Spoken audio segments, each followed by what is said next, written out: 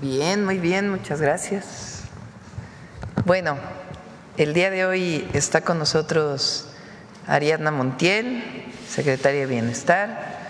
Nos va a dar un avance de todos los programas de bienestar, hasta dónde vamos y lo que falta del año, y en particular el programa Pensión Mujeres Bienestar, el cierre de las inscripciones, de los registros, cuándo se distribuyen las tarjetas y cuándo empieza la distribución de los recursos. Para empezar la conferencia, como siempre, quién es quién en los precios, con Iván Escalante, Procurador Federal del Consumidor, y al cierre con Diana, Humanismo Mexicano. Empezamos con Iván.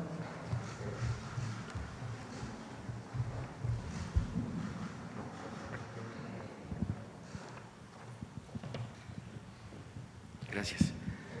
Muy buenos días a todas y a todos. Con su permiso, Presidenta, iniciamos con el quién es quién en los precios, con una muy buena noticia. Finabien sigue siendo la remesadora que más pesos da por los dólares de nuestros paisanos que envían a México. En un ejercicio de $400 que hacemos en la calculadora de Profeco, nos arroja que para la modalidad de depósito a cuenta o transferencia, Finabien nos da 7,638 pesos con 47 centavos, mientras que otras opciones nos pueden llegar a dar incluso 50, 60 pesos menos. Por lo tanto, les vamos a poner a Finabien y a este bloque de remesadoras una palomita, y a este otro como RIA Money Transfer y este bloque que da mucho menos pesos por sus dólares, les vamos a poner un tache. Recordar que esta es en la modalidad de depósito a cuenta o transferencia. La que sigue, por favor. Esto es en envíos en efectivo. La que más da en este mismo ejercicio es Pagafón Smart Pay, 7,595,47 por estos $400. Por lo tanto, le vamos a poner una palomita. Y tenemos este otro bloque que es la que menos pesos da por sus dólares, encabezado por Pangea Money Transfer, que da 7,241,48. Le vamos a poner un tache. Continuamos con el seguimiento de los precios de la gasolina. Detectamos que la más barata, el precio promedio nacional está en 23 pesos con 58 centavos. Detectamos que la que da mejor precio es esta Pemex en Tampico, Tamaulipas, 23 pesos con 19 centavos. Y aquí están las marcas por cada una de las regiones, destacando que en ningún caso el margen de ganancia está por arriba de los 2 pesos. Le vamos a poner a esta gasolinera y a las demás de esta región una palomita. Continuamos con las que se vuelan la barda con los precios, y está esta Petro-7 en Saltillo, Coahuila, 24.99, con un margen de ganancia de 5 pesos con 34 centavos por cada litro de gasolina regular. A esta y a las demás por las regiones les vamos a poner un tache, todas arriba de 2 pesos de margen de ganancia. Adelante. En nuestro seguimiento de la canasta básica, recordar 24 productos que no deben de exceder los 910 pesos. La más barata que encontramos en nuestro monitoreo, Chedraui Mina en Villahermosa, Tabasco, 774,90 palomita. Y la más cara, Fresco La Comer Cumbres en Monterrey, Nuevo León, 936,45. Le vamos a poner un tache. Continuamos con el comparativo de 3 ciudades. Tlalpan, Ciudad de México, la más barata, Mega Soriana Coapa, 823,40 palomita. Y la más cara, Soriana Super Torielo, 919,40. Le vamos a poner un tache. Tlaxcala, Bodega Aurrera, 5713, la da en 826,30 palomita. Y Walmart Parque Vértice le vamos a también a poner palomita.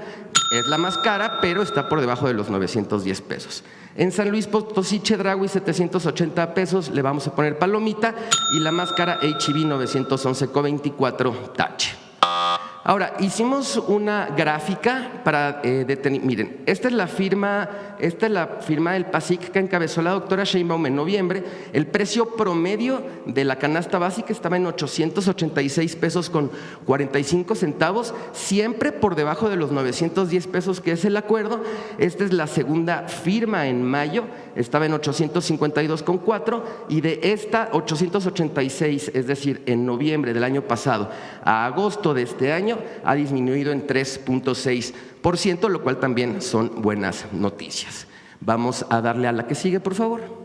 Bien, como hacemos, comparamos productos de la canasta básica, marcas, precios, y aquí tenemos en el caso del jabón de tocador barra de 135 a 150 gramos, ubicamos estas marcas: Precisísimo 4 pesos y barra 4,94, Tepeyac 5,10, y podemos encontrar mismo jabón hasta en 22 pesos. Entonces es muy importante que todas y todos tengan la información. Tenemos nuestro mecanismo de quiénes tienen los precios en nuestra página de internet para que las personas puedan consultar precios mínimos y máximos de la canasta básica y de otros artículos. El precio promedio de la barra de jabón está en 17 pesos con 31 centavos. Vamos a ponerle a estas marcas una palomita y a estas otras un tache. Seguimos. Ya salió la revista del consumidor de septiembre. Tenemos en la portada un riquísimo chile en nogada que les enseñamos cómo prepararlo, pero hicimos un análisis sobre 85 productos lácteos y miren, quiero destacar esto.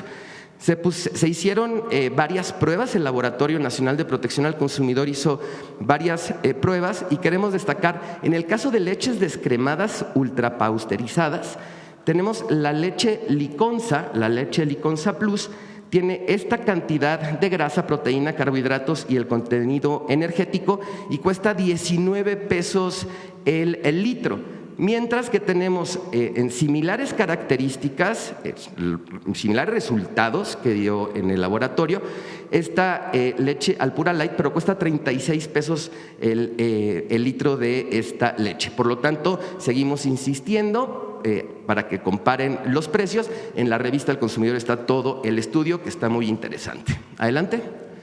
Bien, terminamos con los consejos Profeco de la semana. Finabien continúa como la remesadora que te da más por tus dólares. Dile a tus familiares que depositen o transfieran a través de este servicio. 2, con el PASIC se ha mantenido a precios justos la canasta básica. Revisa el quién es quién en los precios para hacer compras informadas. 3, revisa el estudio de calidad de leches y productos lácteos. Descarga la revista del consumidor, compara y decide mejor. Nuestras redes sociales, la página de internet, el número del consumidor y, si me permite, Presidenta, le regalo una copia de la revista impresa de septiembre. Muchas gracias.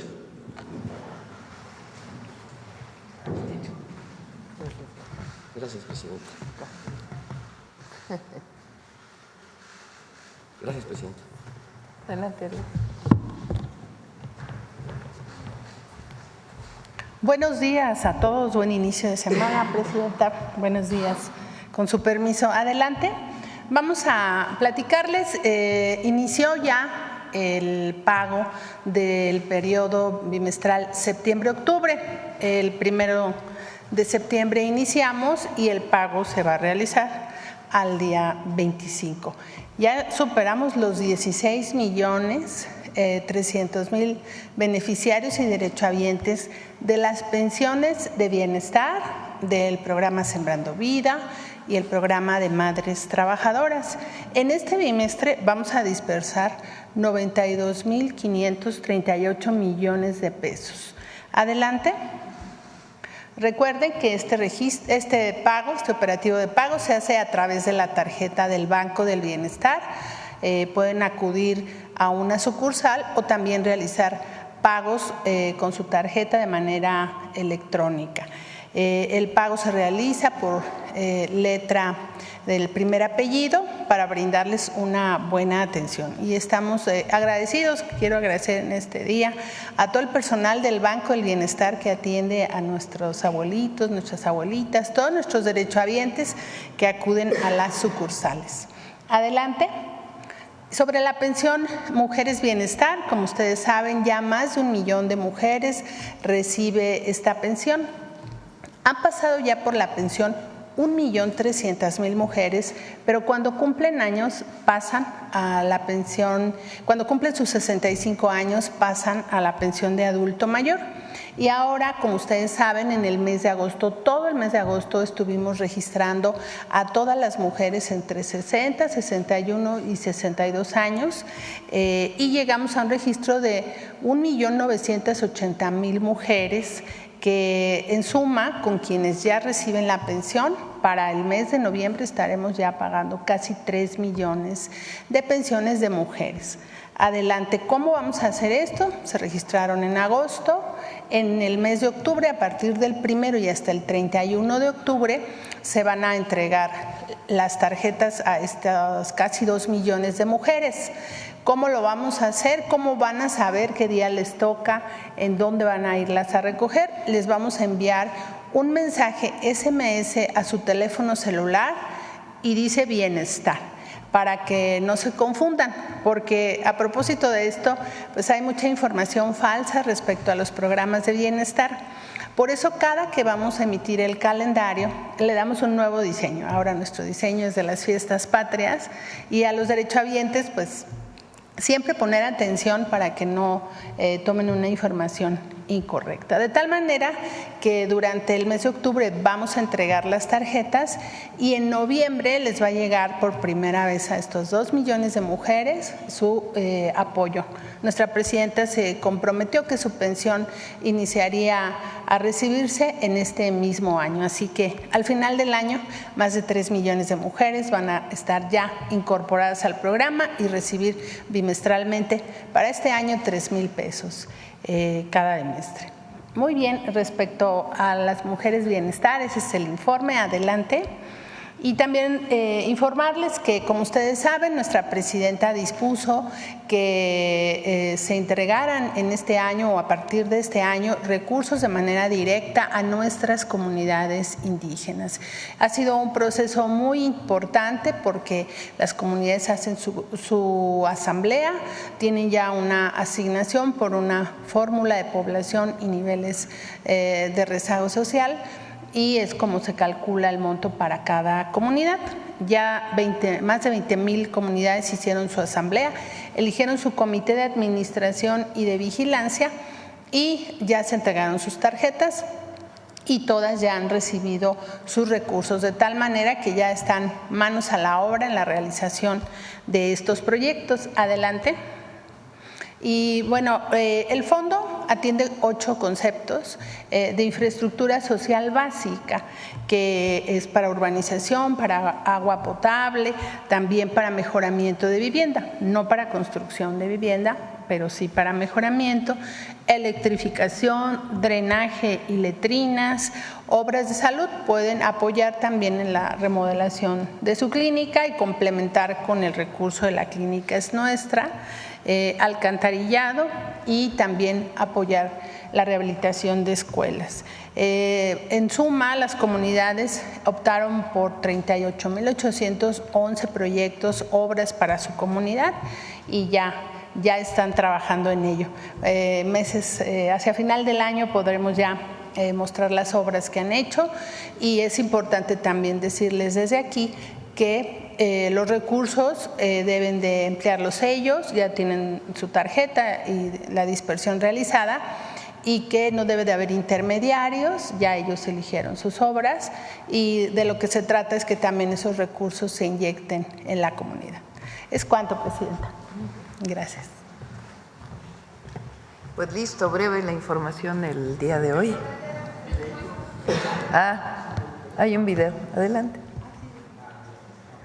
En México ha existido una deuda histórica con los pueblos indígenas y afromexicanos. Con la Cuarta Transformación, esa historia está cambiando, poniéndolos en el centro y reconociendo su dignidad y autonomía. Por eso creamos un fondo de infraestructura que destina recursos directos para que las comunidades decidan, en una asamblea, qué obras necesitan en agua, salud, caminos, vivienda o escuelas. Con esto se reducen las carencias y se construye un futuro con justicia social.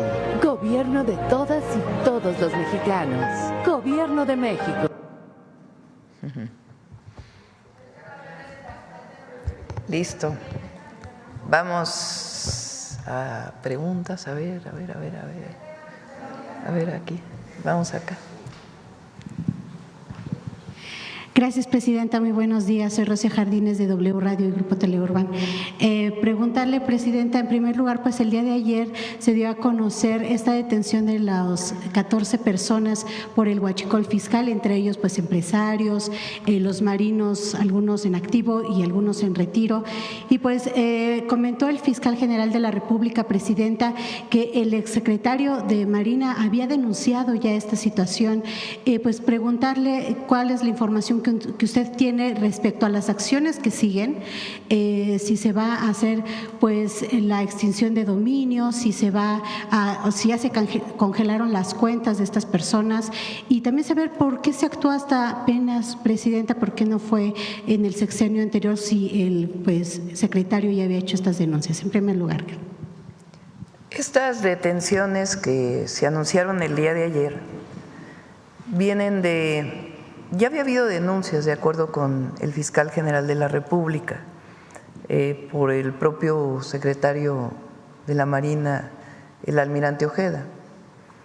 Estas detenciones vienen de un buque que fue investigado, un buque que llegó a Tampico y que reportaba que tenía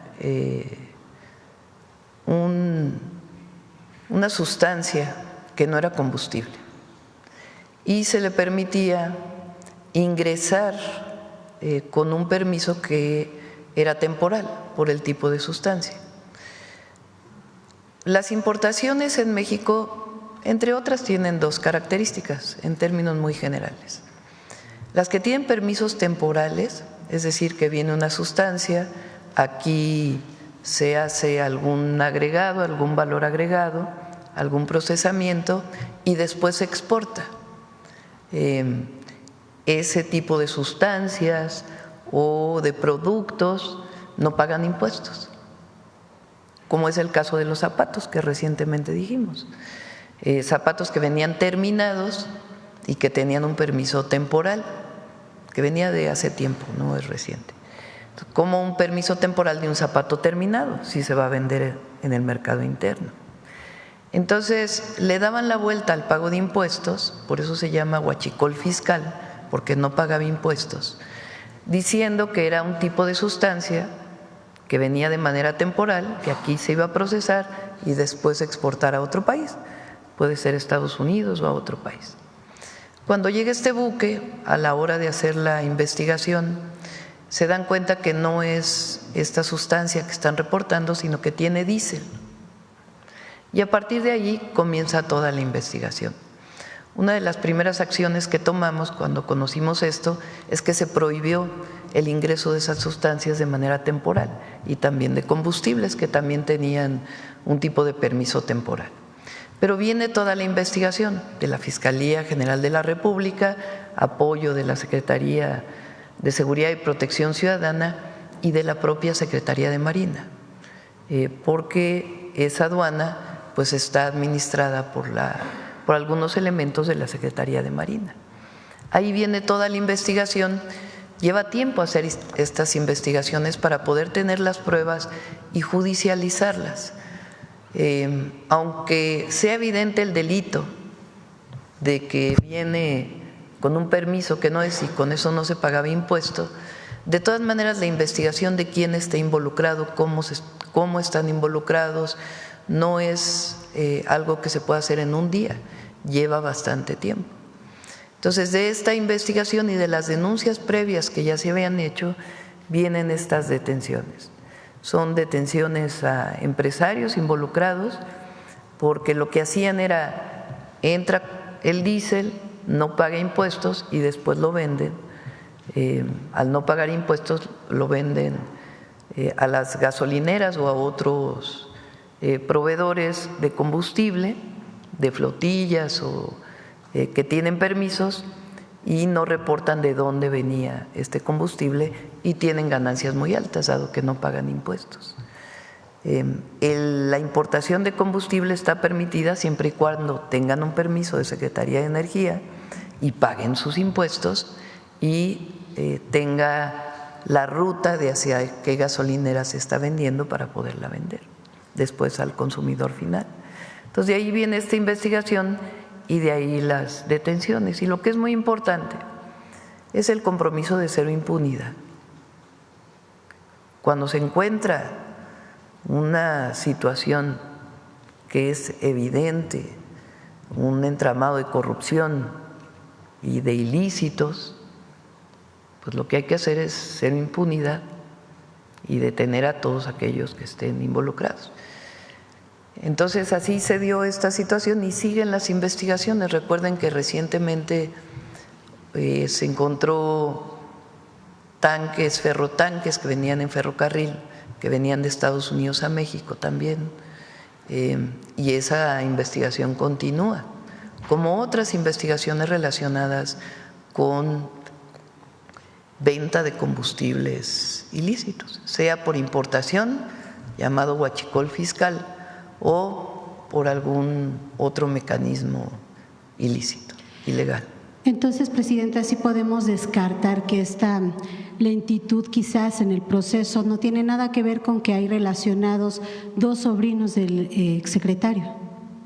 No, como bien lo dijo el fiscal general de la República, el propio almirante Ojeda denunció ante la Fiscalía General de la República, dijo el fiscal hace 2 años, y venían haciéndose las investigaciones por parte de la Fiscalía. Ahora, cuando llega este tanque cargado de diésel, pues viene todo un proceso de investigación que permite tener pruebas, mayores pruebas para poder hacer las detenciones. Presidenta, gracias. En otro tema, sabemos que mañana se dará el reporte de seguridad, pero quisiera preguntar su postura como Presidenta de la República. Nos ha hablado de esta importancia de tener el diálogo que se mantiene con Estados Unidos, de si pasa algo allá, se reporta acá, se actúa aquí y viceversa. La semana pasada en los Estados Unidos anunció el ICE el decomiso de más de 300,000 kilogramos de sustancias que iban a utilizarse para la droga y que iban a ser enviadas para el cártel de Sinaloa aquí en México. Y también pues se habló este fin de semana de un aseguramiento, de un desmantelamiento en Polonia de un narcolaboratorio que también tenía precursores que iban dirigidos al cártel de Sinaloa. Saber la información que usted tiene, la que se le ha dado, si en el momento también se le dio a conocer esto por parte de Estados Unidos, cómo es que se ha fortalecido tanto el cártel de Sinaloa, Presidenta, si se ha actuado desde, pues hablemos desde el sexenio pasado en contra del narco y pues parece que se sigue haciendo fuerte. Mañana pueden informar al Gabinete de Seguridad con más detalle. Ok, Presidenta, pues en otros temas preguntarle, el Partido Verde ya está analizando la posibilidad de mantener una ruptura con Morena para 2027. Dicen en primer lugar que bueno, hay cuadros que pueden servir en el mismo Partido Verde para las gubernaturas que se van a jugar en ese año. Sin embargo, pues el senador Luis Melgar dijo que también se viola el hecho de que adentro de Morena hay ratas, así lo dijo, y entre ellos incluyó al exgobernador de Chiapas, Rutilio Escandón, y también al grupo de Tabasco, pues que dirige Adán Augusto López, también senador.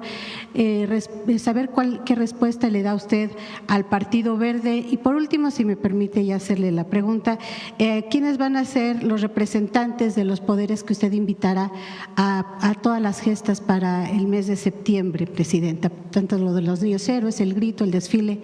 Muchas gracias. Le corresponde a Morena, ¿no?, definir sus alianzas para el 2027. Ya esa parte ya no nos corresponde a nosotros. Lo importante aquí es que los 3 partidos que nos postularon para el 2024 han estado votando juntos en el Congreso y eso es muy bueno porque permiten que siga avanzando la transformación y que siga mejorando la vida pública en el país. Ya los detalles del 27 pues ya les corresponde a Morena definir sus alianzas y al Partido Verde y al Partido del Trabajo y también a los otros partidos políticos. Incluso el Partido Verde dice que con usted no va a mantener ningún tipo de ruptura, que va a seguir apoyando al gobierno. Corresponde a pero ellos. ¿No le afecta, Presidenta, Ya a les su corresponde administración? a ellos. Ya. No necesitaría esa definición ya para el 27, fíjense, estamos en el 25 todavía. Todavía no pero se es un buen momento para define el inicio de la jornada electoral, es en un año más o menos. Todavía le cuelga para Morena no necesita poder iniciar. Entonces, no me voy a meter al tema de las alianzas o no. Ya eso le corresponde a los partidos políticos. Morena no necesita un jaloncito de orejas. Ya no me voy a meter al tema de los partidos políticos.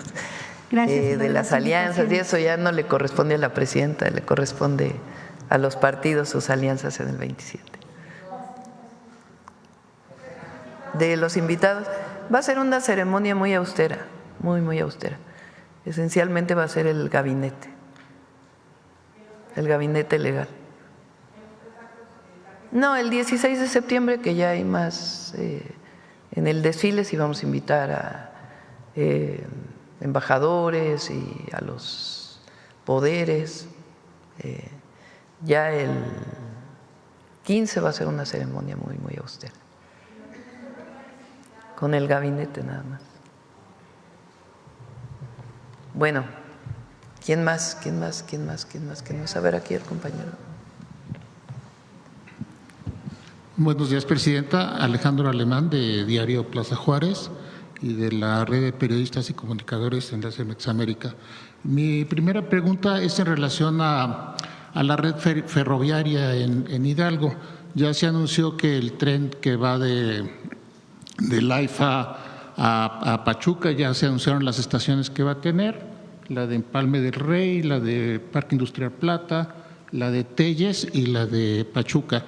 Sin embargo, hay otras líneas que pudieran cruzar el estado. Estoy hablando del tren México-Querétaro. Pasa por Tula, el México-Querétaro.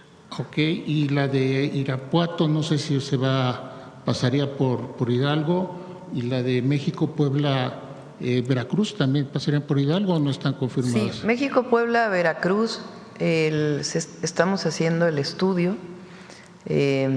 La idea es que vaya por las mismas vías del tren de carga. Y hay 2 vías que van, se está analizando cuál es la mejor. Entonces iría por las vías del tren de carga sin afectar el transporte de carga, y se está trabajando con los concesionarios de esas vías para que pueda trabajar qué horarios, etcétera, y la revisión de las características de la vía para poder usar un tren de pasajeros. ¿Pero ya está hecha la licitación y establecida las estaciones? No, todavía no. Estamos trabajando en las licitaciones, porque son varias. En el caso del México-Pachuca, es un libramiento al AIFA, para que quien vaya a Pachuca no tenga que pasar necesariamente por el AIFA, aunque del AIFA también se puede conectar a Pachuca. Entonces es un libramiento y después la llegada a Pachuca. Tiene las estaciones que comentaste, y es un tren eléctrico, porque ya viene eléctrico desde Ciudad de México hasta Lechería, y de ahí llega hasta Pachuca. Tiene varios puentes, que ya está todo el proyecto. Ese tren lo está construyendo el agrupamiento Felipe Ángeles de los Ingenieros Militares. El México-Querétaro también pasa por Hidalgo, particularmente por Tula, y también lo están construyendo los ingenieros militares, y en realidad se está trabajando en la adquisición del derecho de vía, que va también muy adelantado, para ya impulsarlo al 100%, pero tiene el recurso, se tiene absolutamente todo y va avanzando. ¿Irapuato? Además, se licitó el Querétaro-Irapuato, y se licitaron 2 tramos del Saltillo Nuevo Laredo. Ya un tramo ya se asignó y el otro tramo está por asignarse a mediados de septiembre, a mediados de este mes. Ya la próxima semana se estará asignando de acuerdo con lo que haya resultado de la licitación. El próximo año ya nos vamos a las siguientes licitaciones. Ya lo vamos a ir anunciando poco a poco. Una precisión nada más, el que va de Querétaro a Irapuato, ¿pasaría por el territorio hidalguense? ¿Tendría alguna estación o eso se está viendo? Ahora te comento, a ver si nos pasa Andrés la ruta. No, muchas gracias. Creo que no, pero ahora no quiero cometer un error para que nos pasen la ruta. Ok, muchas gracias. Mi siguiente planteamiento es en relación a las medicinas. El fin de semana, el doctor Alejandro Schwartz sacó una gráfica muy interesante en un artículo que habla sobre cómo las piezas de medicina que ha comprado el gobierno desde el sexenio de Vicente Fox hasta la fecha es más o menos el mismo. Sin embargo, lo que se ha disparado o triplicado es la facturación. Y él explicaba que en parte tiene que ver con que se presentan nuevas fórmulas para productos y obviamente pues estos tienen un precio más alto y entonces esto hace que el sector público cada vez tenga que gastar más en la compra de medicamentos. Y ponía como ejemplo el caso de los antihipertensivos, que decía que había 17 distintos productos con distintas fórmulas y distintas mezclas para ser hipertensivos, pero que pues cada médico elegía el que pensaba, ¿no? Y entonces que esto creaba una situación muy compleja. La pregunta es, ¿cómo México piensa resolver o está tratando de resolver este problema con las farmacéuticas? Pues porque son mundiales, ahora sí ellos deciden el precio, ellos deciden lo que hacen y prácticamente los gobiernos y sus poblaciones parecería que son víctimas de esta situación. Para terminar el planteamiento, quisiera recordar que el presidente Trump impuso a las farmacéuticas al mercado farmacéutico un descuento obligatorio, dijo que tenía que bajarle del 30 al 35% y tendría que el Departamento de Comercio buscar cómo disminuir esos precios, porque la justificación de que la innovación justificaba que los precios estuvieran tan altos era algo que no era correcto. ¿Cómo México piensa sortear esta situación con el mercado de medicamentos? Gracias. Primero, la Secretaría de Salud ha estado trabajando en lo que se llaman los protocolos de atención médica, PRONAM, protocolos nacionales de atención médica. ¿Qué significa esto? Nos dimos cuenta que a solicitud, digamos, de la demanda médica de un hospital, de un centro de salud, de acuerdo con lo que pedían en el propio centro o en el hospital, había una dispersión muy grande. A veces el mismo medicamento se pedía en distintas presentaciones. Entonces, podía ser un medicamento que tiene 10 cápsulas o 50 miligramos y otro que era 100 miligramos y 200 cápsulas. Si había de un tipo y no había del otro, se decía que había desabasto. Y a veces uno costaba más que el otro, por más absurdo que parezca, contado evidentemente a partir del precio por cada cápsula o por cada unidad. Entonces, Secretaría de Salud ha estado trabajando para poder determinar, ya lo tiene para muchas enfermedades, muchos padecimientos, qué medicamentos hay que dar de acuerdo con la enfermedad. Si el problema es hipertensión, ¿cuáles son los medicamentos que debe recetar el sector público y cuáles no? Porque a lo mejor hay medicamentos que cuestan 7 veces y que tienen el mismo resultado de un medicamento que ya se liberó la patente y que tiene un genérico. Entonces, eso se ha estado trabajando mucho. Tan es así que a partir de eso se determinaron cuántos medicamentos se requieren por cada centro de salud y cuánto insumo médico. Por ejemplo, por los centros de salud, si mal no me equivoco, son como 700. A partir de ahí se hizo el kit, el equipo que debe ser enviado, o los medicamentos, la lista de medicamentos que deben ser enviados cada mes. Gracias a eso se pudo hacer en 3 días la distribución de las rutas de la salud. Todos los centros de salud recibieron la misma cantidad de medicamentos, el mismo tipo de medicamentos, las mismas claves, los mismos insumos médicos. Este kit no estaba determinado previamente o era mucho más amplio.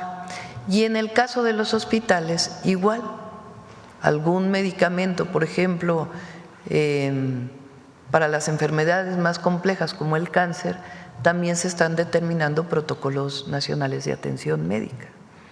Porque puede haber un medicamento que tenga el mismo resultado que otro, pero uno cuesta 7 veces más que el otro. Y el médico lo está pidiendo por alguna razón y no necesariamente corresponde a la solicitud que se tiene que hacer. Evidentemente buscamos los mejores medicamentos para atender a las personas. Eso ha permitido pues una reducción muy sustantiva de la cantidad de claves que se compran. Y eso pues también está representando ahorros. Eso por un lado. Lo siguiente es que además de la licitación normal, ahora la ley de adquisiciones tiene lo que se llaman subastas inversas. ¿Qué quiere decir subasta inversa? Una subasta normal, cuando se subasta una obra de arte, pues la pregunta es quién da más por el precio. La subasta inversa es quién da menos con la misma calidad. Entonces se pone a competir a todas las empresas farmacéuticas que ofrecen un tipo de medicamento para ver quién da menos por ese medicamento. Eso permitió entre el año pasado y este año una disminución de alrededor de 25,000 millones de pesos, las subastas inversas. Y además podemos tomar en cuenta esto que mencionas, de buscar pues también generar, sobre todo para aquellos medicamentos de patente, porque donde es genérico disminuyen mucho los precios, donde ya se liberó la patente, pero los medicamentos de patente pues tienen precios muy altos en algunas ocasiones. Eso es lo que se está haciendo hasta ahora. Pero sí hay negociación con las farmacéuticas, hay todo el tiempo de esta voracidad que es… Todo el tiempo, incluso cuando ahora que, por ejemplo, no se encontró con las licitaciones, con las subastas inversas, quedan 7 medicamentos que no se han podido asignar a una empresa y resulta que el precio es 7 veces lo que vendieron el año pasado. Pues ahí se pide a la farmacéutica que baje de precio. Entonces, es un proceso complejo, pero en este caso la Secretaría de Anticorrupción y Buen Gobierno, junto con Salud, junto con Birmex, han estado trabajando a la par para poder lograr los mejores precios. Gracias. Y mi tercer planteamiento y último es en relación a la entrega del paquete económico. En lo relativo al presupuesto para relaciones exteriores, lo que se está previendo es que en Estados Unidos, con el presupuesto que ellos tienen de la Big Beautiful Bill, lo que va a aumentar es el número el dinero y el número de agentes de la patrulla fronteriza y de autoridades de migración para hacer este trabajo de acoso, porque no se le puede llamar de otra manera, o de reordenamiento migratorio. Y bueno, se está hablando de que el SAR de antimigración, o sea, de migración, Tom Homan, está hablando de que requiere 100,000 camas de detención para poder hacer todo este proceso de detener personas que no tienen su documentación y forzarlas o expulsarlas, pues. Entonces, esto implicará más gastos seguramente para relaciones exteriores. ¿Se está tomando en cuenta esto en el presupuesto? Sí, no va a faltar recurso para los consulados. Así hemos estado haciendo ahora. Si requiere más presupuesto, se envía más presupuesto a los consulados. No va a faltar recurso para poder apoyar a nuestros hermanos y hermanas migrantes. ¿Y cuánto se espera recabar del magno sorteo que va a ser precisamente para los migrantes. A ver si me recuerdan, Belmont, cuánto esperan recaudar. Creo que son 300 millones, ¿no? 340, algo así. Sí, bueno, aquí el asunto que hace ver la diferencia entre la protección consular y los repatriados es que las cifras de la Secretaría de Gobernación, que ve el tema de repatriados, están hablando de más de 80,000 repatriados, en tanto que las cifras de la Cancillería de a cuántos mexicanos se les ha prestado atención consular, en su última conferencia de prensa hablaron de 13,000, es decir, hay un diferencial muy grande entre personas que son repatriadas que no pasan por la protección consular. Y lo digo porque una persona que es repatriada es una persona que le quitan la vida, prácticamente su forma de vida, regresa. Todos los mexicanos y mexicanas que por alguna razón están siendo detenidos en Estados Unidos, algunos incluso con permisos que son detenidos, todos tienen derecho a la atención consular, todos. Hay algunos que la solicitan, hay algunos que no, y hay algunos que a lo mejor no tienen conocimiento. Para ello los consulados están haciendo una promoción dentro de los márgenes legales que se pueden en los Estados Unidos, informando del número de teléfono de los consulados. A ver si lo tienes por ahí, Belmont. Es un número al que pueden llamar 24 horas, 365 días, las 24 horas del día, 24/7 como se dice.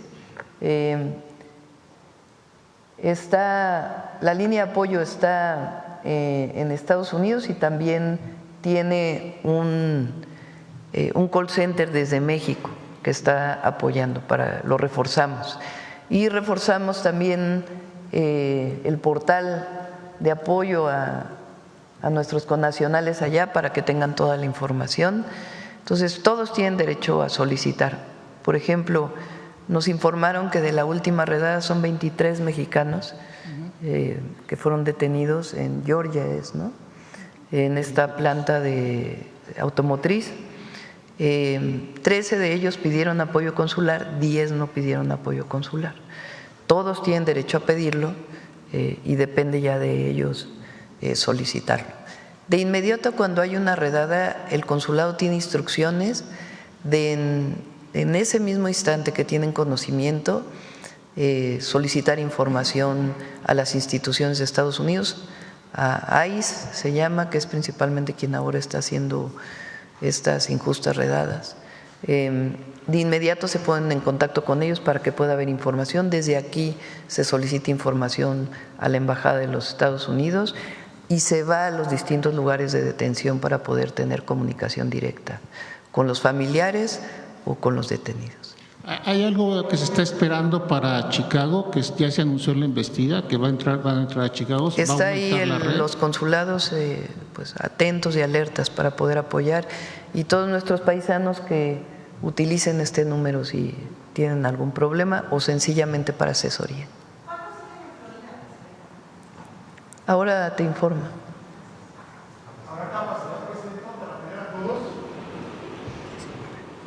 19 mexicanos y mexicanas todavía. Sí. Presidente, nada más para cerrar aquí, el tema es económico, que estamos esperando lo de la recaudación de la lotería. Me imagino que sería pero para eso, para no las les va a faltar recursos, lo que se requiera. Sale el presupuesto y si se requiere más recursos para la contratación de agencias de abogados que ayuden a nuestros connacionales, existirá el recurso. No, en eso bueno, no. La otra parte que es muy importante son las fianzas, aunque ahorita no están dando fianzas, sí son fianzas de $2,000, $3,000. Sí, también se apoya con distintas instituciones. Sí. Bueno, pues, muchas gracias. Sí. Bueno, ¿quién más? A ver aquí, financiero. Gracias, doctor. Eduardo Ortega, del periódico El Financiero. Hoy se presenta el paquete económico 2026, entonces quiero preguntarle si en este paquete se va a mantener como objetivo principal la disciplina fiscal para el próximo año. Vamos a entregarlo hoy en la tarde. Mañana hay conferencia de prensa de la Secretaría de Hacienda y el miércoles vienen aquí para poder contestar sus preguntas. Ahí, yo he explicado aquí que este año y el próximo año tenemos varios vencimientos de Pemex, de deudas de Pemex. Una vez más voy a explicarlo, la deuda que adquirió el sexenio de Peña Nieto. Cuando se adquiere deuda, pues hay que pagarla. Claro. Y hay vencimientos que se renegocian en la medida de lo posible, se refinancian para no tener cargas muy altas cada año.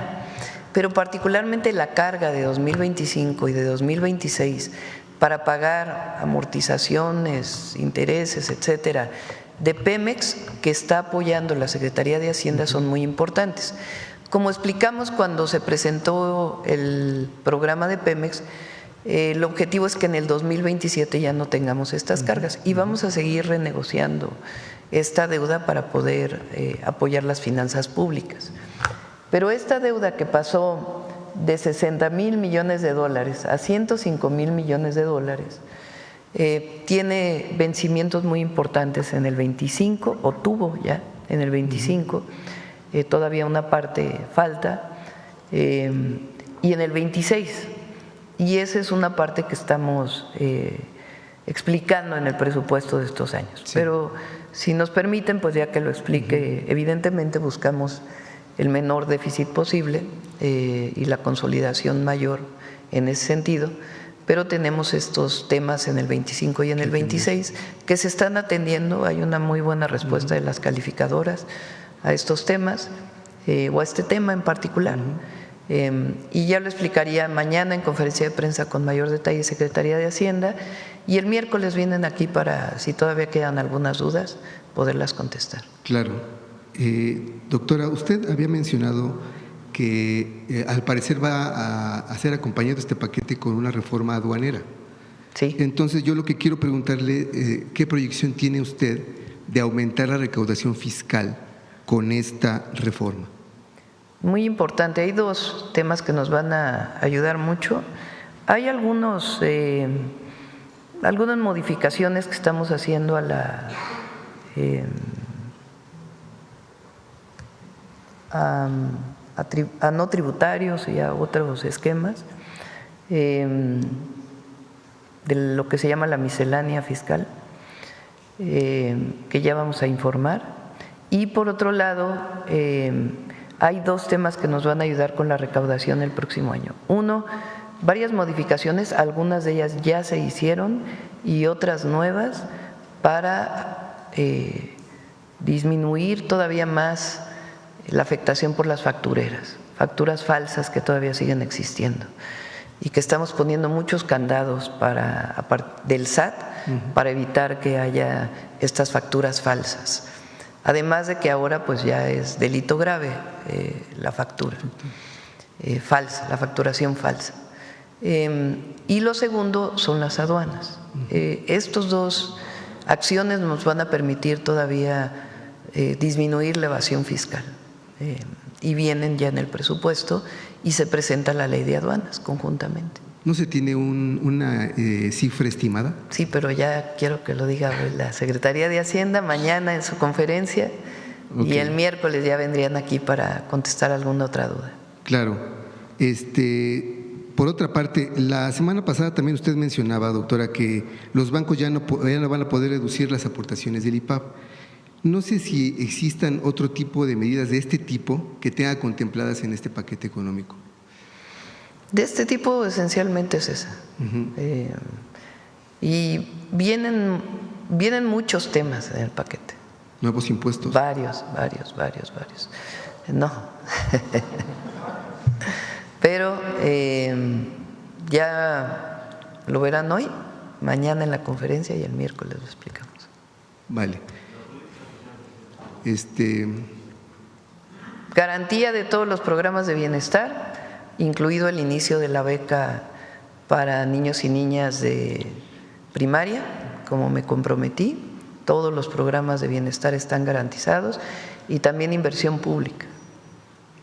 En ese sentido, doctora, ¿no existe preocupación en su gobierno que, no sé cuál es la expectativa de crecimiento que tengan, pero pues al parecer no es una gran expectativa de crecimiento de la economía. ¿No hay preocupación en su gobierno por mantener los programas sociales en el tiempo? O sea, que se puedan mantener. Los estamos garantizando. Hay garantía de los programas de bienestar. Ok. En otro tema, doctora, posteriormente a su informe, a su primer informe de gobierno, leí algunas notas que me llamaron la atención, que afirmaban que de acuerdo con el documento, su gobierno está explorando oportunidades de inversión con Cuba en el sector energético y minero. ¿Es así?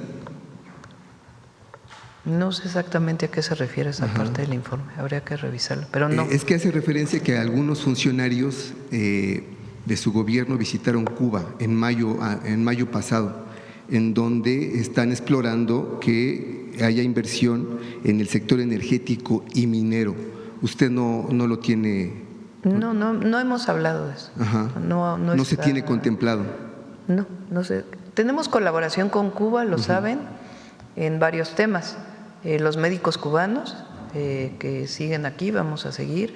Es un convenio establecido, tiene todo en regla y vamos a seguir con eso. Hay varios medicamentos que también adquirimos de Cuba. Hay uno en especial que vamos a impulsar el próximo año, que es el pie diabético. Cuba tiene un medicamento y un esquema de atención para evitar amputaciones muy exitoso.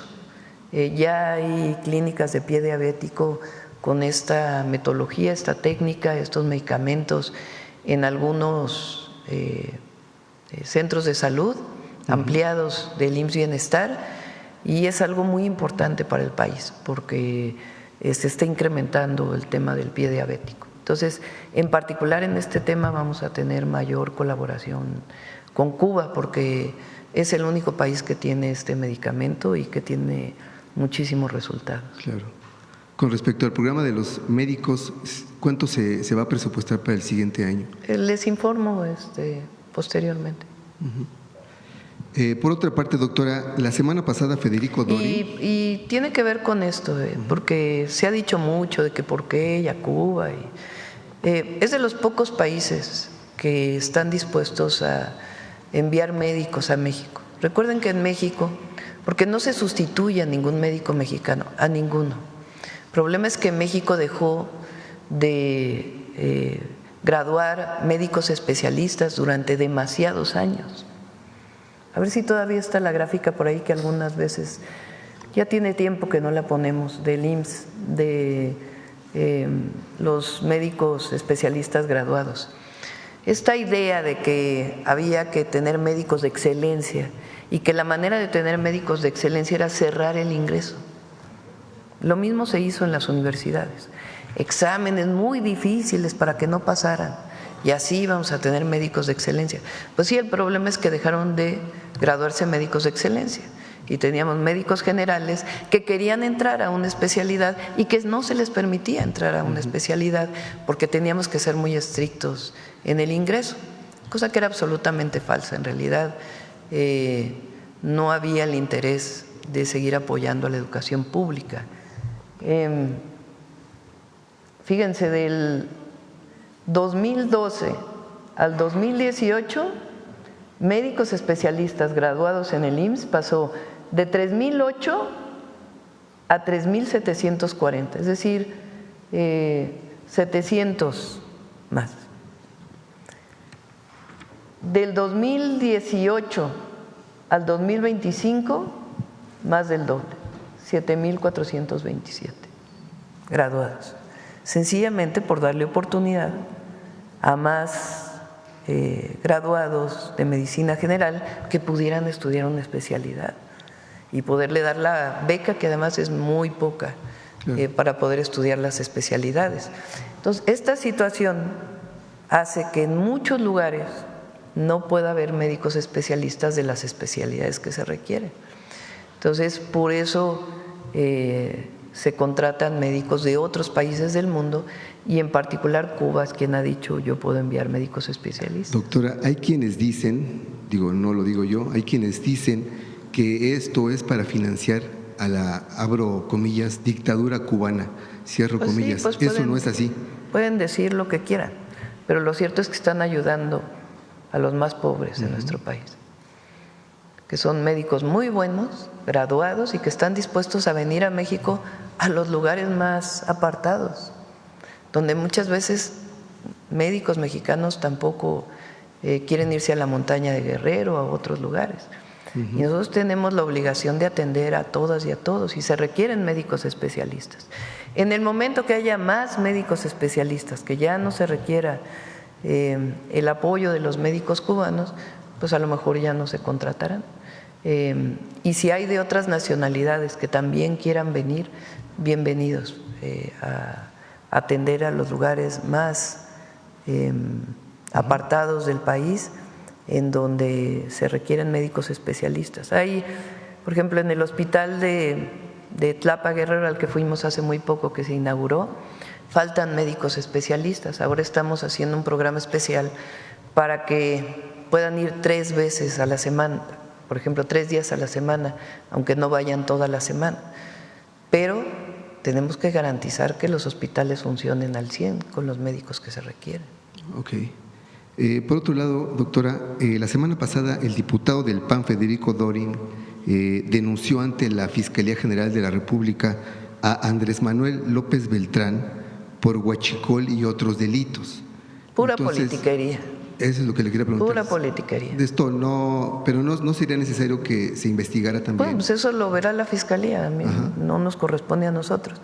Pero es pura politiquería de uno de los personajes conocidos por su corrupción, quien hace la denuncia. Usted mencionaba… Y un día les platico, porque yo fui jefa de gobierno, les podemos platicar. Usted mencionaba que en el tema del huachicol iba a haber cero impunidad, va a haber cero impunidad, Cero tope hasta impunidad. donde tope. Tope hasta donde tope. Estas detenciones que hizo la Fiscalía General con apoyo de la propia Secretaría de Marina, de la Secretaría de Seguridad y Protección Ciudadana, las investigaciones que se hicieron, pues lo muestran. Ahí donde hay involucramiento de un funcionario, cero impunidad. Nosotros dijimos cero impunidad a la corrupción. Y esta es una muestra de ello.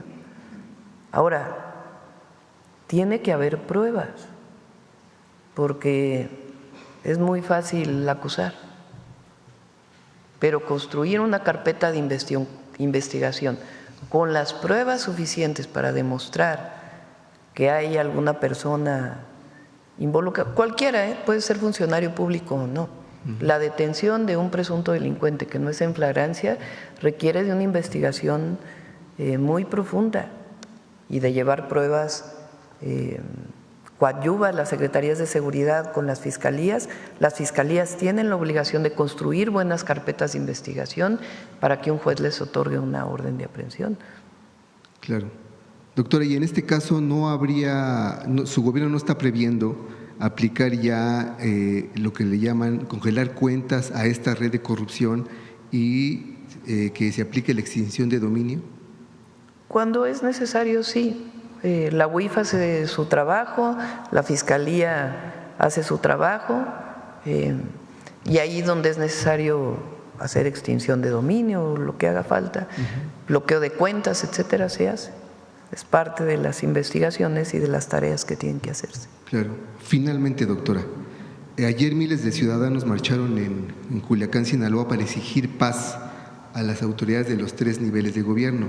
En ese sentido yo le pregunto, ¿cuándo llegará la paz a Sinaloa?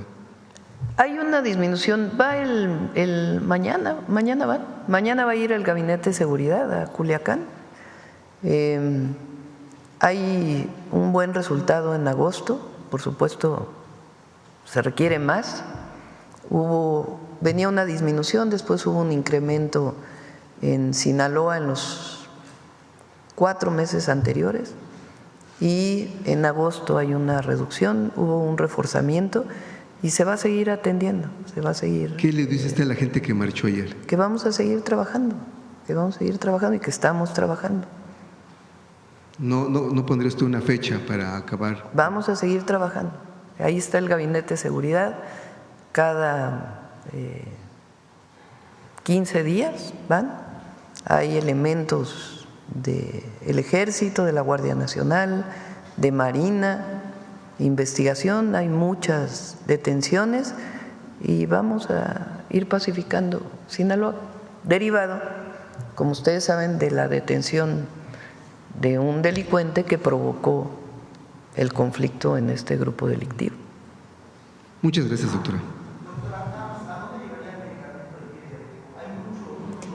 Ya lo vamos a presentar. La idea es el próximo año ir ampliando las clínicas de pie diabético en el país, en distintos lugares. Es muy importante y es una técnica, una metodología y un medicamento o medicamentos que ha desarrollado Cuba que no tiene ningún otro país. Sí. Le decimos la próxima vez a Salud que puedan presentar esto, a Alejandro Schwartz. Bueno, vamos a ver por acá. A ver, aquí la compañera.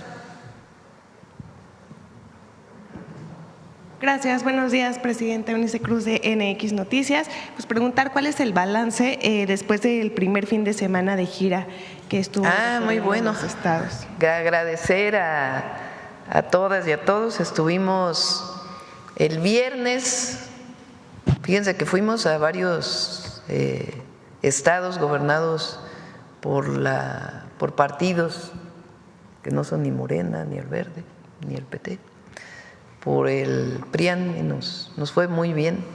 Estuvimos en Guanajuato, estuvimos en Aguascalientes. Agradezco a las gobernadoras de Guanajuato y Aguascalientes porque fue una muy buena recepción y estamos trabajando además de manera coordinada, como debe ser, independientemente del partido del que provenimos. Es muy importante la coordinación. Fueron muy buenos eventos. Después fuimos a Zacatecas. El primer día fue Guanajuato, Aguascalientes, Zacatecas.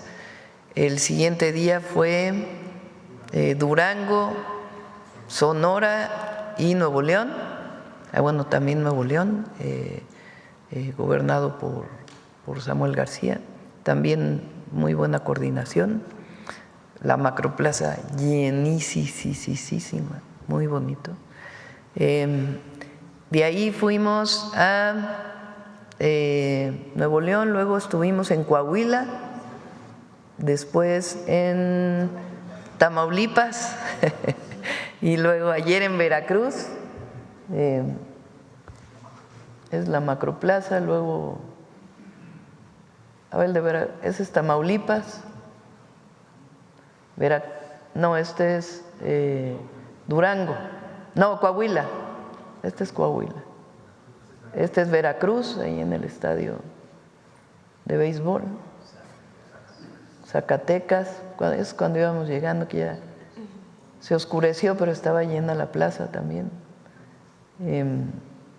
Fueron, en total, este es Guanajuato, ¿no? Aguascalientes, no, es Guanajuato. Presidenta, ¿y en total cómo cuántas fueron alrededor de 130,000 personas juntando todos los eventos. Y lo que hacemos es que pues damos un informe general, luego informamos de cuántas personas reciben los programas de bienestar, los nuevos programas de bienestar, los beneficiarios de Infonavit, de Fobiste, cuántas viviendas vamos a construir en cada entidad y las obras que ya iniciaron o que vamos a iniciar en el próximo año en cada entidad de la República. Ok, gracias. Y en otro tema, pues varios deportistas recibieron sus medallas este fin de semana en sus disciplinas. Pues preguntar si tiene algún mensaje para ellos. Sí, muchas felicidades. También traes videíto, ¿verdad? A ver. Muchas felicidades a todos los tiro con arco.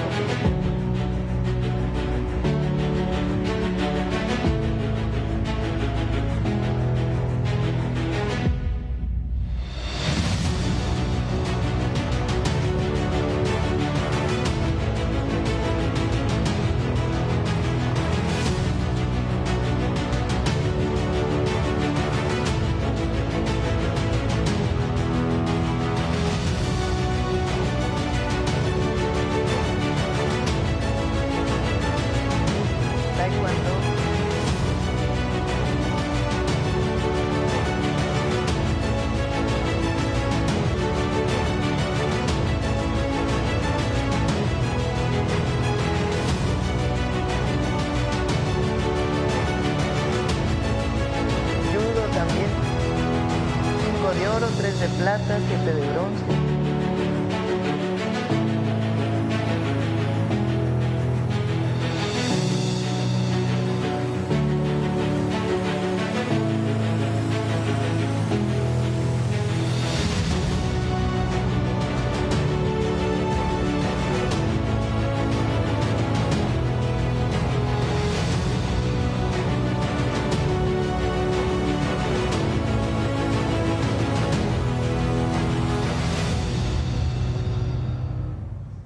Y otra vez Isaac del Toro.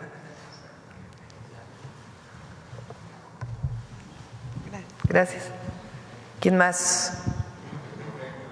Todavía. A ver acá. Gracias, buenos días, Presidenta. Arturo Pavón del Chapucero y Efecto Colateral.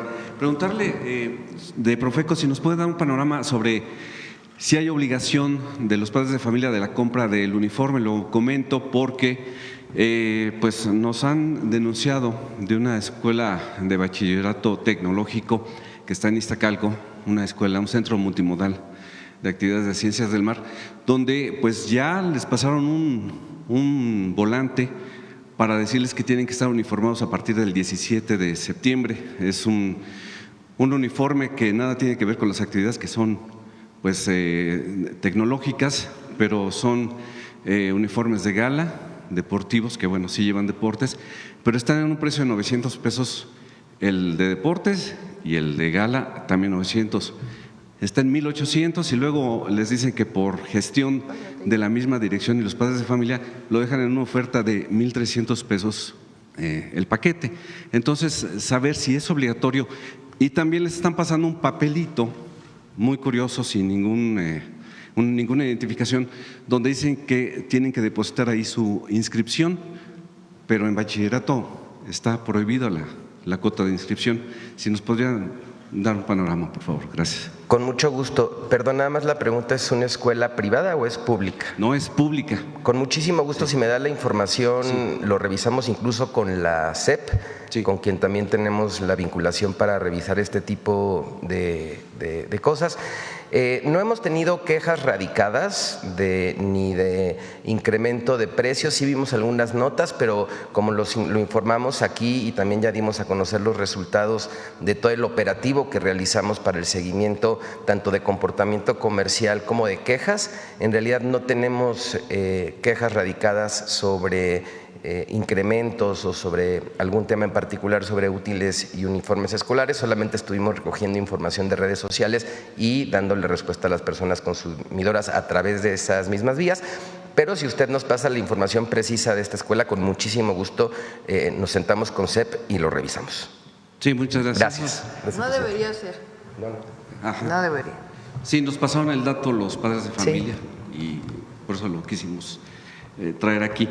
Por otro lado, en el tema de Sinaloa, también sabemos que es cuestión de cultura, de lo que se va a valer, digamos, para poder resolver muchos de los asuntos que hay allá en Sinaloa, entre lo que es el arte, la ciencia y pues vaya, lo que es la educación, la academia.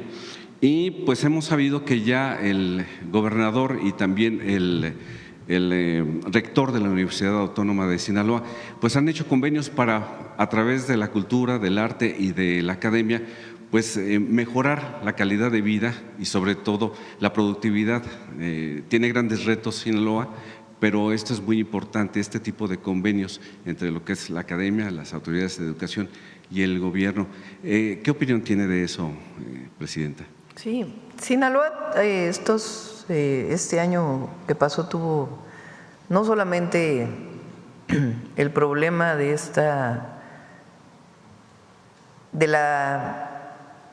cómo la detención del Mayo Zambada generó la manera en que se hizo, generó esta disputa dentro de un grupo delictivo que ha llevado a estos niveles de violencia. Que por cierto, no tenemos esa información, sino que también vivió una sequía muy fuerte. De hecho, ahora ha estado lloviendo, pero no ha llegado a llenar las presas. Ustedes saben que Sinaloa pues es el estado que más maíz produce. y muchos otros productos. El jitomate, pues ahora tenemos el problema de este arancel que pusieron. Entonces ha tenido una diversidad de problemas que le han afectado. Ahora en seguridad se está trabajando para disminuir y evidentemente pues todo lo que se haga para atender las causas que generan la violencia pues es muy bueno. Y ahora pues está, por lo menos este año hay menos sequía y la producción va a ser mayor. Entonces, este año va a ser mejor que el último periodo del año del 2024, cuando inició este periodo de violencia y este problema de la sequía que han estado viviendo.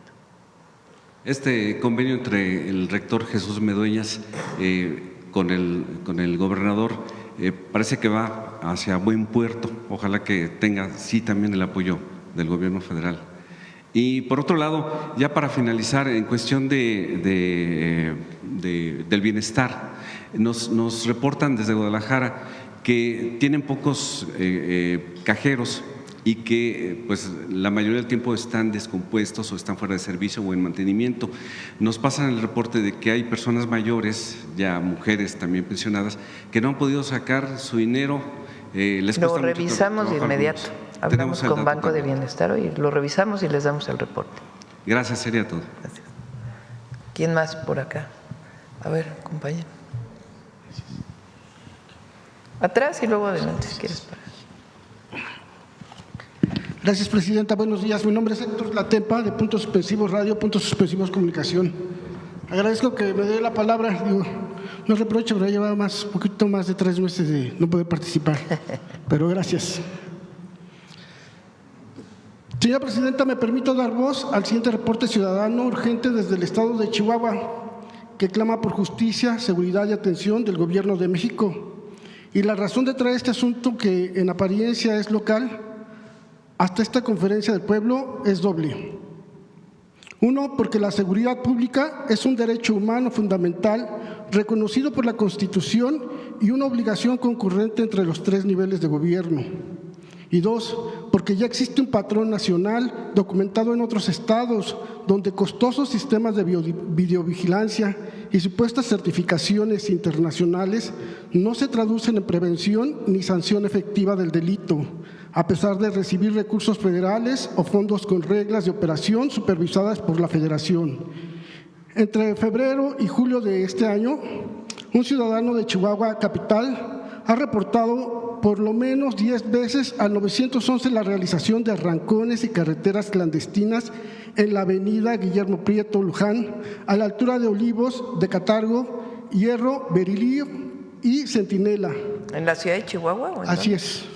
Bueno, pues ahí sí el alcalde, ¿no? Policía municipal y estatal certificada por la CALEA y supuestos sistemas de vigilancia de última generación.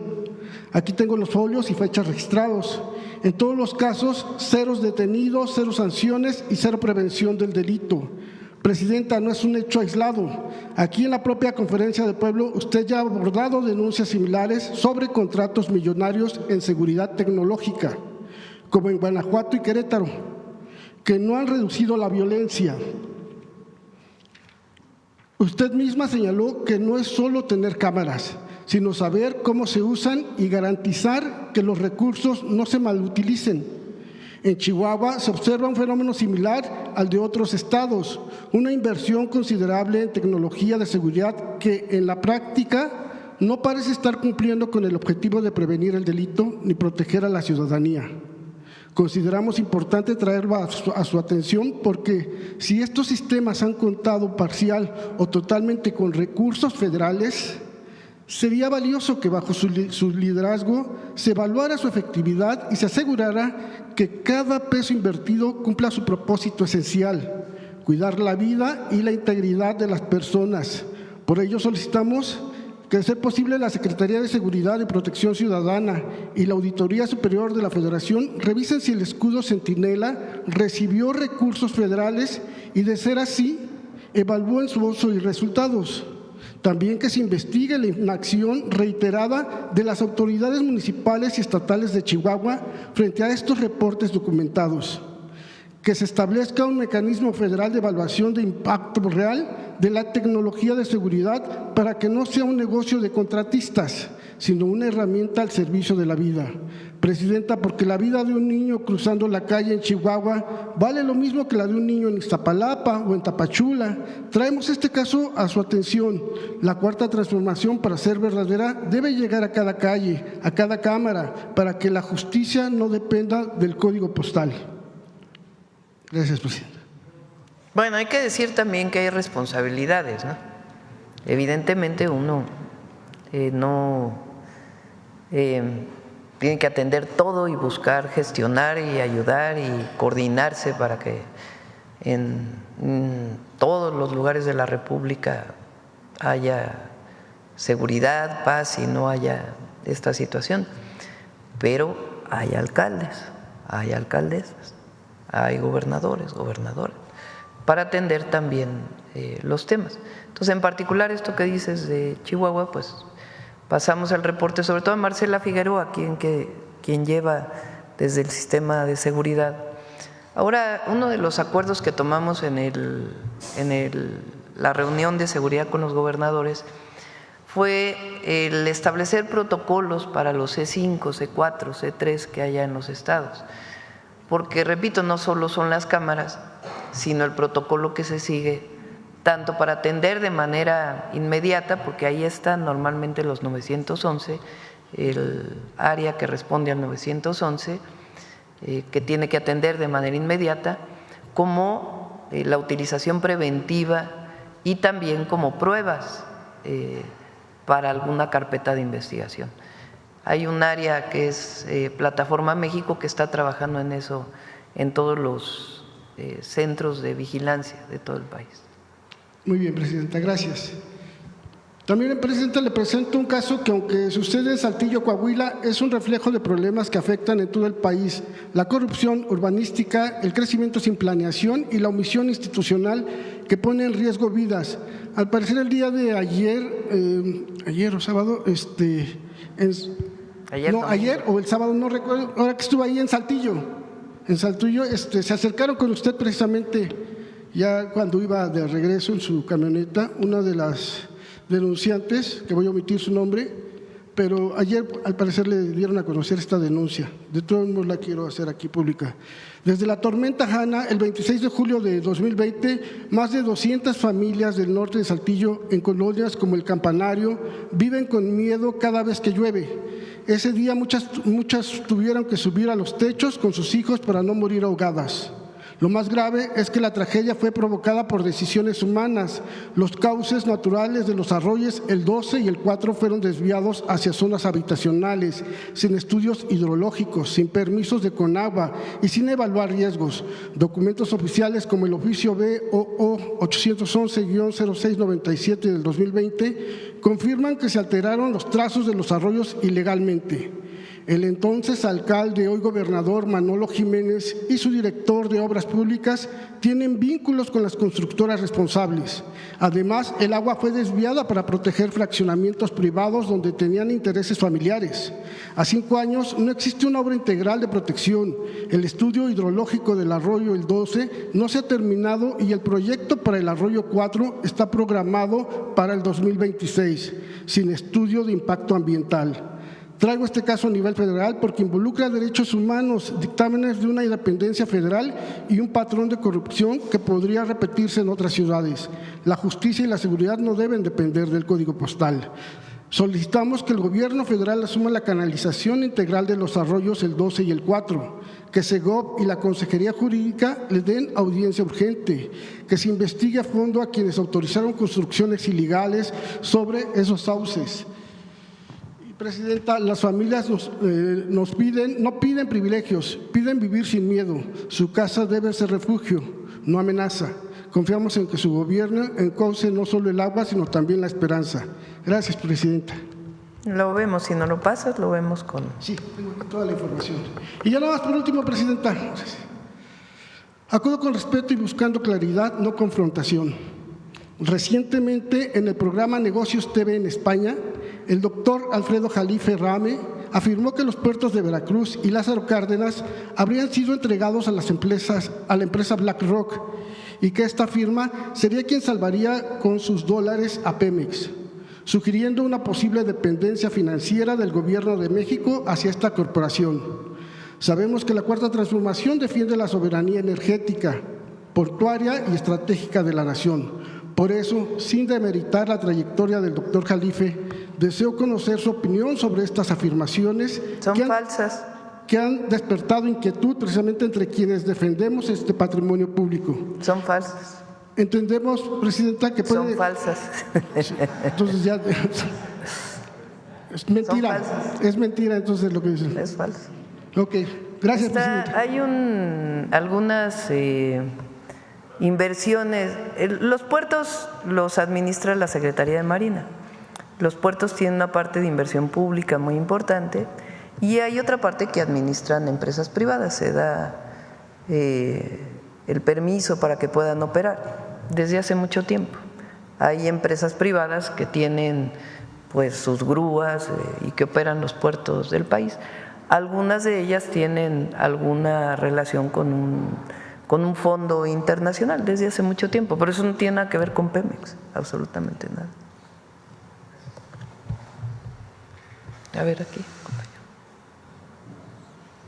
Buenos días, Presidenta. Buenos días a todos. Julián Mazoy, de SDP Noticias. Pues, Presidenta, sobre su gira hubo declaraciones que me llamaron mucho la atención y a todos los medios de comunicación también por parte de gobernadores de la oposición. Usted dijo del PRIAN, el gobernador de Durango diciendo textualmente soy claudista, el de Coahuila diciendo viva la presidenta, el de Nuevo León diciendo me siento orgulloso de tener una presidenta como usted. ¿Cómo interpreta usted esta serie de declaraciones? En el contexto principalmente de que el presidente del PRI estaba el fin de semana en Washington diciendo que su gobierno tiene vínculos al narcotráfico, no sé qué tanto, y ahora los grandes representantes del PRIismo pues se declaran claudistas.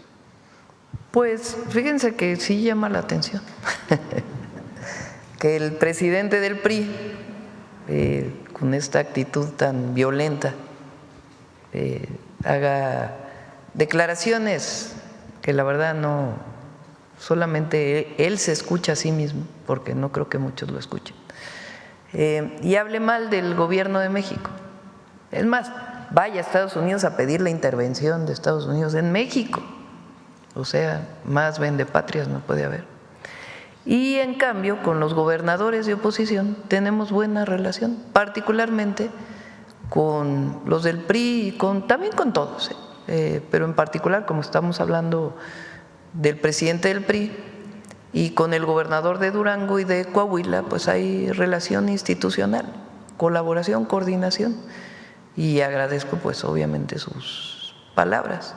Pero sobre todo lo más importante es que gobernamos a los habitantes de Durango, de Coahuila juntos, ellos como gobernadores y en mi caso como presidenta, y tiene que haber coordinación y colaboración, y cuando hay elecciones pues ya los partidos hacen su trabajo y los candidatos o candidatas, pero hay muy buena coordinación y colaboración y hay un reconocimiento del trabajo del gobierno de México.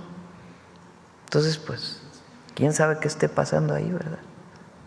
Dentro del PRI o del PRIAN, porque también con las gobernadoras de Aguascalientes y de Guanajuato, el de Querétaro, hay buena relación, se trabaja conjuntamente, institucional, como debe de ser. Pero pues el presidente del PAN, el mayor exponente del cártel inmobiliario, pues no habla bien del gobierno. Entonces, pues sí, llama la atención. Presidenta, algo más que me llama la atención dentro de la lista de gobernadoras que usted acaba de mencionar hace unos segundos, no mencionó a la gobernadora de Chihuahua. Bueno, porque no hemos ido a Chihuahua. Curiosamente, pero vamos a ir ya pronto a Chihuahua. En Durango, Sonora, Nuevo León, Tamaulipas, y el único que faltó de la región fue Chihuahua. ¿Hubo algún motivo en particular? No, vamos a regresar. Es el diseño de las giras como lo hacemos, pero vamos a ir a las 32 entidades. Muy bien, Presidenta. Sobre el propio tema también de la misma gira que está usted encabezando, pues varios de los estados que visitó, estoy pensando particularmente en Nuevo León, uno de los estados más importantes en relación al PIB, por ejemplo, tienen elecciones en el 2027. ¿Usted con estas giras de alguna manera está retomando o haciendo valer el consejo de Andrés Manuel de tener contacto directo con el pueblo por parte de quienes gobiernan? ¿Hay algún consejo a los aspirantes de Nuevo León, por ejemplo, hacia las elecciones? Esa es otra cosa. Lo que sí es que todo aquel que se dedique a la política es con la gente, no en las cúpulas, sino con el pueblo. Eso es lo más importante. Y más si son de nuestro movimiento. Muy bien, Presidenta. También sobre otro estado que visitó usted, Sonora, me llamó la atención dentro del discurso que usted dio, lo propio que dijo el gobernador, destaca la cantidad de becas que se han dado en ese estado, los números son brutales, más de 515,000 becas que usted habla ahí en su discurso, un montón de ellas a primaria, secundaria, universidad, y esto contrasta con, pues un poco volver a hacer la reflexión en torno a aquellos que hablan de que las becas debieran de ser meritocráticas y ser dadas a aquellos que se sacan mejores calificaciones o aquellos que las merecen en lugar de ser concebidas como un derecho, Presidenta. Hay esta idea de que desde primaria, por supuesto que, a ver, todas las niñas y niños deben hacer su esfuerzo en la escuela. Hay una parte de esfuerzo individual que es fundamental y en la colectividad, el maestro, la maestra, pues tiene que promover que todos los estudiantes tengan el amor por el estudio y por todas las materias que se llevan en la escuela. Pero esta idea de que desde los primeros años hay que premiar al que tiene 9 y 10 de calificación con una beca, lo único que genera es mayor división. Los que tienen beca, los que no tienen beca. Los que tienen talento, los que no tienen talento. Y lo que deben buscar los gobiernos es la igualdad, la equidad. No se puede calificar igual a un niño o una niña que no llegó desayunado a la escuela que quien llegó desayunado a la escuela. A un niño o una niña que tiene problemas en su casa con quien no tiene problemas. A un niño o una niña que solamente está la madre, por ejemplo, cuidando, una madre soltera, como se llama, o madre trabajadora, que cuando los dos aportan económicamente o en términos del hogar. Entonces nuestra visión es que todos deben tener lo mínimo indispensable para ir a la escuela. Entonces la beca tiene que ver con uniformes, útiles, el apoyo alimenticio, lo mínimo indispensable para ir a la escuela. De tal manera que emparejes. Y ya de ahí, pues ya es el esfuerzo individual, el apoyo que se puede dar. Hay niños y niñas que les gustan más las matemáticas, que les gusta más la lectura, que les gusta más el deporte, eso es natural. Y cada uno tiene distintas preferencias. Pero es muy importante que todos lleguen parejo a la escuela, parejos a la escuela. Y por eso becamos a todas y a todos. Ese es el objetivo. Presidenta, me surge otra pregunta de seguimiento a la primera que hice, quizás si la debía haber hecho antes. Gobierna el PRI en Durango y en Coahuila, como usted lo dijo, pero viendo esas declaraciones de los gobernadores, ¿diría usted que gobierna la Cuarta Transformación a través de algún otro partido o no los identifica con la Cuarta Transformación? Cada uno tiene su visión. Nos coordinamos institucionalmente, pero cada uno tiene su visión. Y hay diferencias cuando gobierna un partido político de cuando gobierna otro. Tiene que haber buenos gobernantes en todos los casos, ¿verdad? Pero hay diferencias, hay visiones. Entonces, hay una visión que es de la Cuarta Transformación y visiones distintas. Pero hay coordinación institucional y el gobierno de la República busca apoyar a todos los habitantes de todas las entidades de la República. Evidentemente, pues en la coordinación con los gobernadores. Hacemos obras de agua, carreteras, trenes, y eso ayuda al desarrollo del Estado. Pero evidentemente, si vienes de uno o de otro partido político, pues tienes una visión distinta. Otra pregunta de un último tema, Presidenta, otro por completo. El Club América ha recientemente denunciado, quizás sutilmente, abusos de autoridad por parte del alcalde de la Benito Juárez, cuyo nombre no recuerdo y prefiero no acordarme, por motivos de que se inventa un pleito vecinal para no permitir el acceso de los aficionados que viajan de todos los estados de la República a un partido de fútbol la semana pasada. Perdieron recientemente, o ganó un amparo más bien el Club América para evitar este abuso de autoridad por parte del alcalde. Pues sería bueno que se denunciara, ¿no? Si de veras hay un acto de corrupción o de intimidación, pues que se denuncie y que se investigue. Muchas gracias, Presidenta. Bueno, cerramos, 9:15, nos vamos temprano hoy. Humanismo mexicano.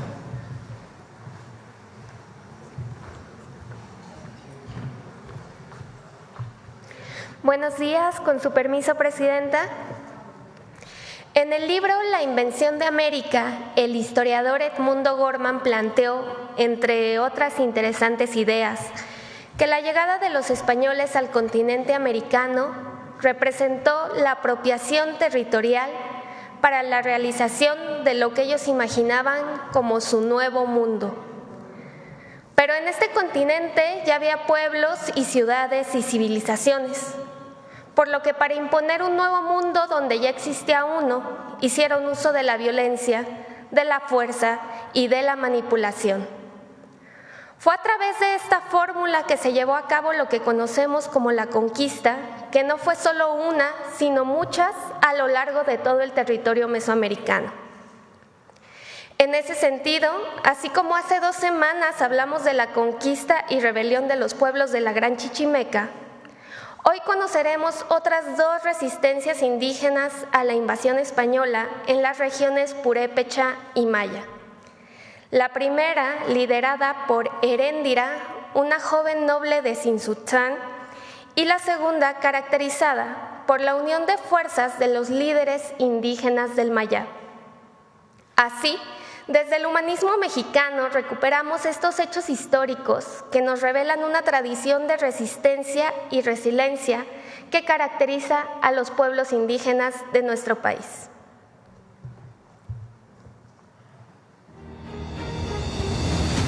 En 1522, después de la caída de México Tenochtitlan, Hernán Cortés envió al capitán Cristóbal de Olid, junto con un ejército de 200 españoles y cerca de 5,000 aliados indígenas, a Tzintzuntzan, capital del pueblo purépecha, donde fue recibido por jefes militares indígenas acompañados de miles de guerreros.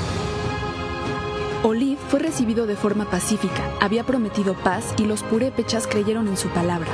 Pero los conquistadores españoles solo eran fieles a sus traiciones, deshonraron su palabra, destruyeron objetos religiosos y saquearon la casa del Cazonzi, el gobernante purépecha de nombre Nagashuan Tzintzitza, llevándose todo el oro y plata que allí había en la ciudad. Para los saqueadores nunca es suficiente. Olid demandó más oro y más plata. Tzintzitza, el principal de los purépechas, se lo entregaría directamente a Hernán Cortés, con quien acordó que la tierra que hoy es Michoacán formaría parte del reino español. Tzintzitza buscaba la paz, pero en el trato solo encontró muerte. Fue condenado por la audiencia de la Nueva España, quien lo acusó de fomentar las prácticas de las antiguas religiones y seguir recabando tributo. La injusticia despertó la lucha. Los pueblos indígenas son ejemplo de resistencia y dignidad, de valor y de justicia. Después del asesinato de su padre, Heréndira, al frente de un grupo de guerreros, se levantó contra los invasores. Avanzó a Pátzcuaro, donde venció un ejército de purépechas aliados con los españoles. Durante el combate se apoderó de un caballo blanco, propiedad de Cristóbal de Olid. En lugar de sacrificarlo, la guerrera aprendió a montarlo. Ese caballo se convertiría en arma y aliado, podría atacar y huir y ser líder de la resistencia, y el tiempo la convertiría en heroína de la lucha anticolonial, como la reconoció el presidente Lázaro Cárdenas del Río. La rebeldía y la dignidad son constantes en el territorio nacional. En Yucatán, los pueblos mayas resistieron los violentos ataques de Francisco Montejo y sus capitanes. Gaspar Pacheco, uno de ellos, quemó, mutiló y ahorcó a miles de personas. La conquista de la península fue sanguinaria y despiadada. Sin embargo, los mayas defendieron su tierra y su cultura. los líderes de varias regiones formaron un ejército maya. Tomaron Sasi, a la que los conquistadores llamaron Valladolid, en donde resistieron los contraataques mientras destruyeron toda huella española, pero la insurrección duró un año. Estas dos historias, que durante mucho tiempo se condenaron al olvido, son ejemplo de la resistencia indígena ante la crueldad, el fuego y los engaños. Así sucedió a los tlaxcaltecas, quienes fueron despojados de sus tierras y reducidos a servidumbre, a pesar de haber ayudado a los invasores. Ellos mismos explicaron a Carlos I en el lienzo de Tlaxcala los atropellos y atrocidades y, sobre todo, desconocimientos de acuerdos y promesas. Queremos celebrar el valor, dignidad y esfuerzo de la resistencia de los pueblos indígenas, aprender de sus valores y organización comunitaria. Sus lenguas y culturas son legado de grandeza, fundamental en el humanismo mexicano.